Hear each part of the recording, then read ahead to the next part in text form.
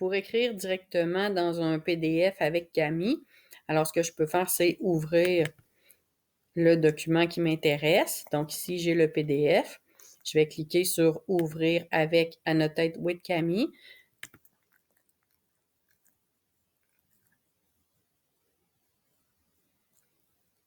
Donc maintenant, j'ai le PDF qui m'intéresse. J'ai, entre autres, la première utilité là, qui peut être intéressante, c'est le surlignement. Donc, je pourrais, si j'avais dans un texte,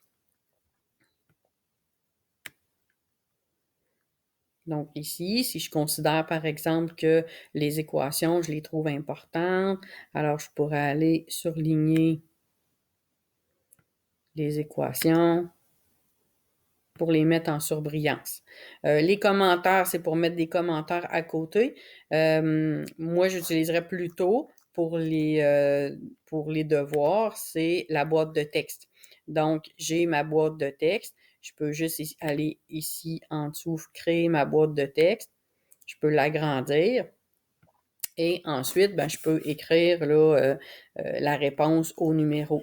Alors, voici ma réponse.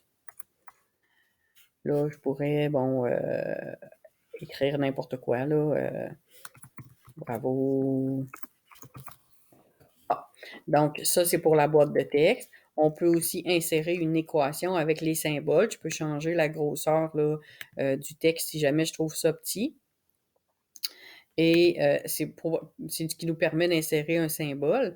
Alors, si je descends un petit peu plus bas et j'insère une boîte de texte c'est comme une petite boîte de texte, mais c'est une boîte d'équations. Je peux écrire, par exemple, 4x plus 5, insérer le symbole plus petit ou égal, j'ai le symbole plus grand ou égal. Si je voulais utiliser pi, je l'ai aussi.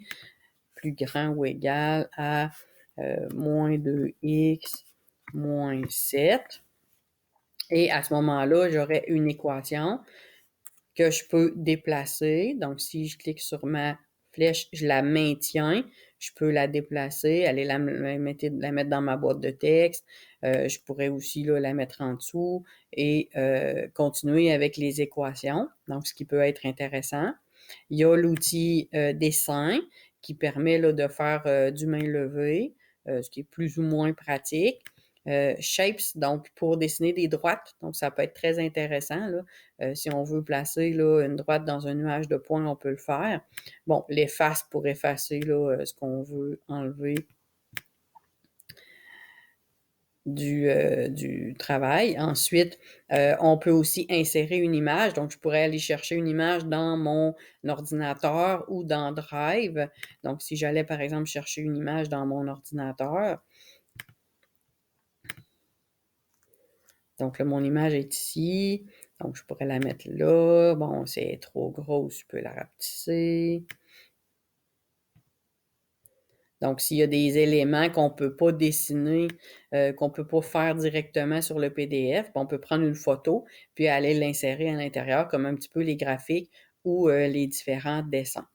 Alors, c'est des outils là, intéressants pour écrire dans les PDF, ce qui permet là, de faire un devoir sans avoir à l'imprimer.